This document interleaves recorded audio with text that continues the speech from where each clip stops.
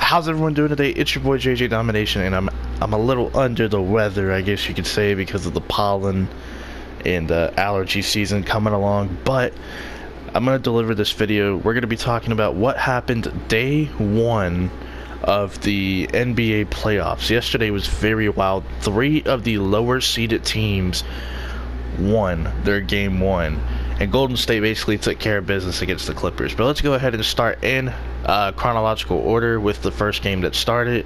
That was Philadelphia taking on the Brooklyn Nets. Philadelphia was at home. Joel Embiid was literally listed as like clear to play like 10 minutes before the game started. I was watching the live broadcast. This is a game that I watched pretty much almost in its entirety. Joel Embiid, basically cleared the play like 10 minutes before the game started, and people were talking about his knee, and you could see when he played, like, I didn't think necessarily the knee was bothering him, but he couldn't really make anything. He got a lot of his points at the free throw line, and he was just struggling out there to shoot, and that's basically the story of this entire team. Outside of Jimmy Butler, everyone's not really shooting the ball well or taking enough shots. Jimmy Butler, of course, had 36 points, led the team in scoring. He hit a buzzer beater to go in the halftime, I believe. Ben Simmons only with 9 points, and I think he was like 1 of 5 from the free throw line. His defense was a bit overrated in this game. The Brooklyn Nets, I tried to tell people, man, the Brooklyn Nets, you know, they have a pretty deep bench. They played about 11 guys last night. I want to say they played about 11 guys last night, maybe even 12. And one player that's pretty solid that they didn't even play, Shabazz Napier, he's pretty solid for them, and he hasn't even played. He's actually having a career year in points, and he didn't even see the floor. That's how deep they are. And this is a team, they don't necessarily have a superstar player. They have one all-star and just a bunch of complementary pieces. They're kind of like the Indiana Pacers in a way, except their superstar player, I guess you could say, isn't hurt. If you look at the 76ers, fun fact, their entire starting lineup of Simmons, Redick, Butler, Tobias Harris, and Joel Embiid, they've only played like 10 games together. Joel Embiid, he's been hurt a lot. It seems to be the theme of his career, but when he's on the court, he's a very dominant player. Let's see. Yeah, and they just haven't really played together. And you got to think, this is a team that made a couple of trades. You know, like they made the trade to get Jimmy Butler, of course, at the beginning of the season. He has been nothing short of a damn good player for them. Tobias Harris, they got at the trade deadline. He's kind of found his role in the team, but this starting lineup has not played together but for more than 10 games. So the chemistry, you can just tell, is a little bit off on offense. Simmons is just slowly bringing the ball up. Redick, it's not like he's coming off screens and getting big-time shots like Joe Harris was on the other side of the court. And, the Brooklyn Nets, man, I'm not necessarily surprised that they won this game. I thought the Sixers, would come out and assert home court dominance because it's really hard to win in Philadelphia. Brooklyn pretty much silenced the crowd, and they have nothing to lose. Nobody really expected them to be in this position, not necessarily make the playoffs, but nobody expected them to just come out here against Philadelphia, who some people have going to the NBA Finals, and coming out here and stealing game one. I thought Philadelphia would win in like 6 games, and it could still very much happen. They could absolutely destroy this Nets team. Ed Davis did sprain his ankle, so I am a little bit concerned about him because he had a double-double off the bench when Jared Allen was getting into early foul trouble. So I am a little bit concerned there. But yeah, a lot of these role players played really well, like Joe Harris, Karis LeVert. A lot of their role players played well, whereas for Philadelphia, I mean, outside of Jimmy Butler, nobody really played well, except for maybe Boban Marjanovic, who I believe had 15 points off the bench. But I'm not surprised that Brooklyn won. Like I said, they have a pretty deep team, and they're an overachieving team, and they have nothing to lose. They've already exceeded expectations, but they're also not going to get complacent. The next game that happened was the 2-seeded Toronto Raptors hosting the Orlando Magic, and I gotta tell you, I did not see this coming.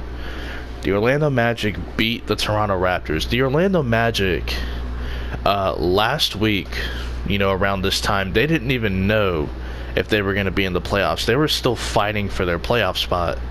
They had no clue they were even going to be in the playoffs. Remember, it was Orlando, Detroit, Miami, and Charlotte. Those were the 4 teams fighting for the last 2 spots. So last week, this time, they didn't even know they were going to be in the playoffs. And here they are. They went into Toronto and they won. DJ Augustine hit a go-ahead 3-point shot to win the game. He scored 25 points.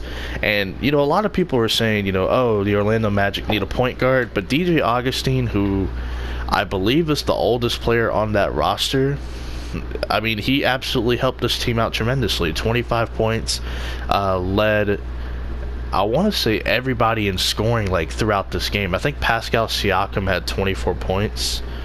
Kawhi Leonard was solid. But the Magic, they just won. Terrence Ross had a good game off the bench.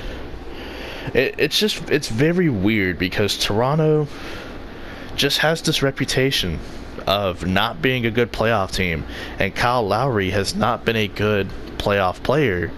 And I hate to say it, he had 0 points yesterday.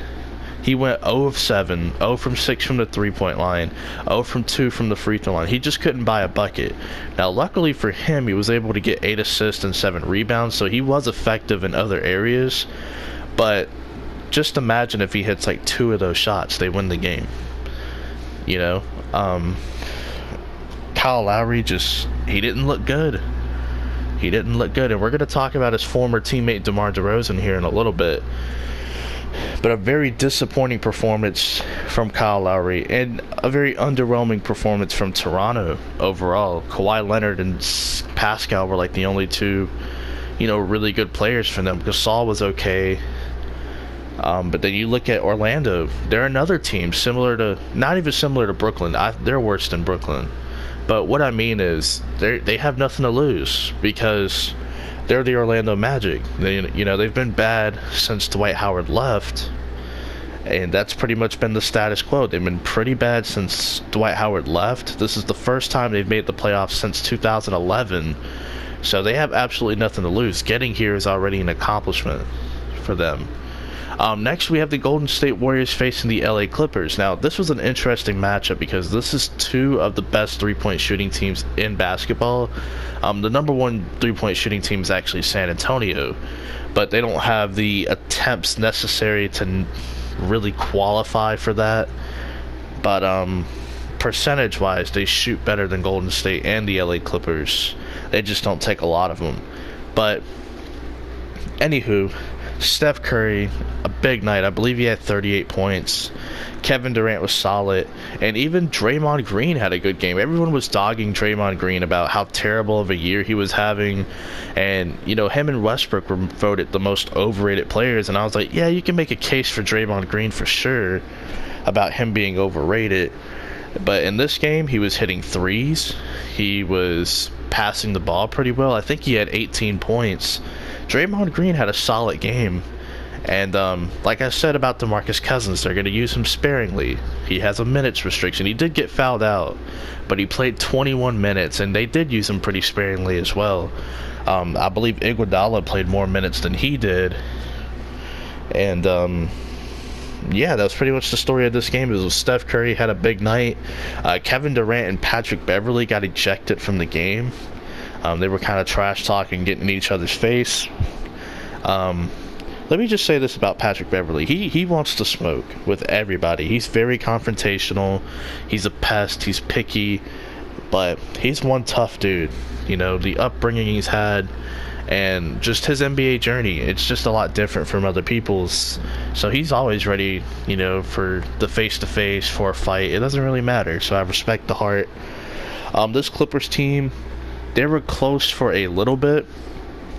Golden State ended up winning by 17. I think people had the impression that they're going to sweep the Clippers, and it's probably still going to happen. But the Clippers, big overachievers this season.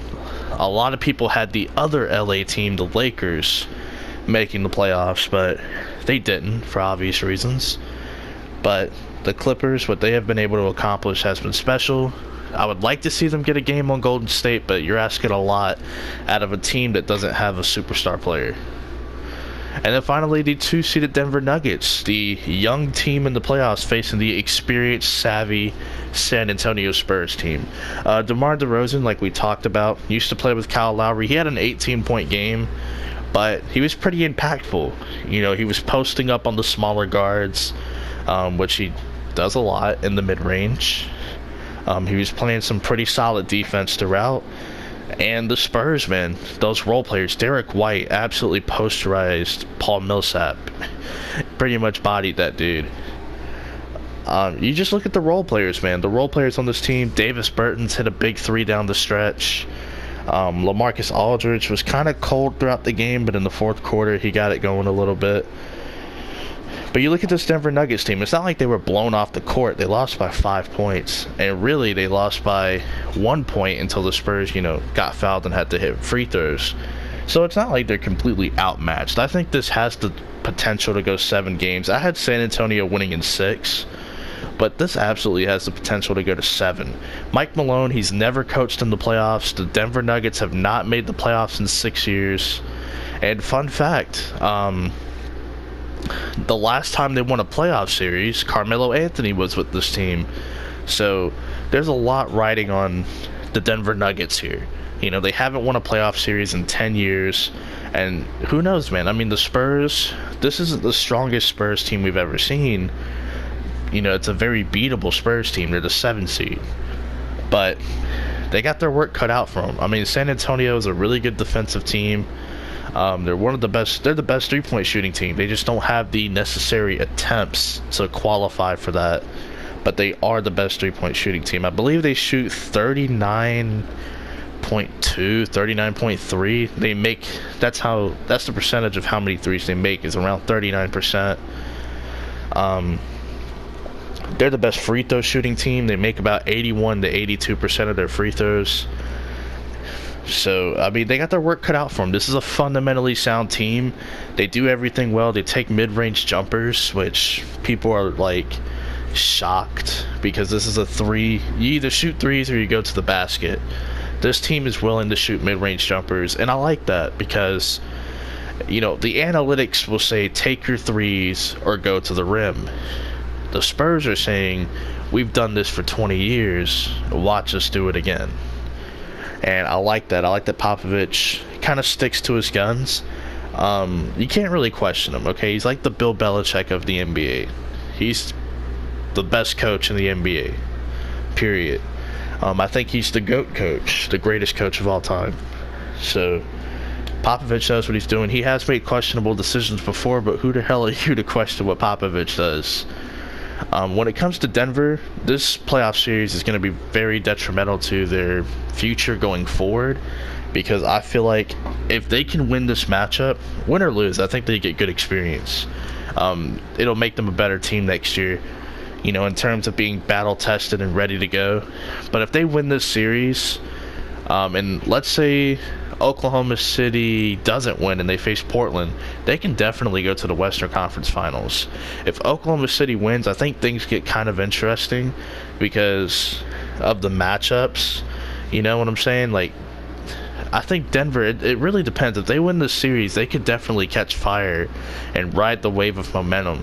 And that's the thing about all 16 of these playoff teams. If they can just catch momentum at the right time, if they can get hot early, watch out because it could definitely get pretty dangerous for a lot of these teams very quickly.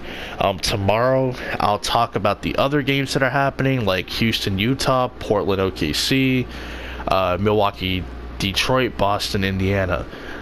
Tomorrow I will talk about game 1 for those teams. I'm gonna mainly talk about games here and there. Don't expect me to go, I'm going to talk game 2 for these teams, and don't expect me to do that. If a team is in danger of being swept, I'll, someone's up 3-0, I'll talk about game 4. If a team loses a series, I'll kind of talk about the series. Like, we'll just see how it goes. But let me know what you guys think down below. How do you feel about the 4 games from last night? Which loss shocked you the most? Was it Orlando beating Toronto, Brooklyn beating Philadelphia, or San Antonio beating Denver? Let me know down below. Peace.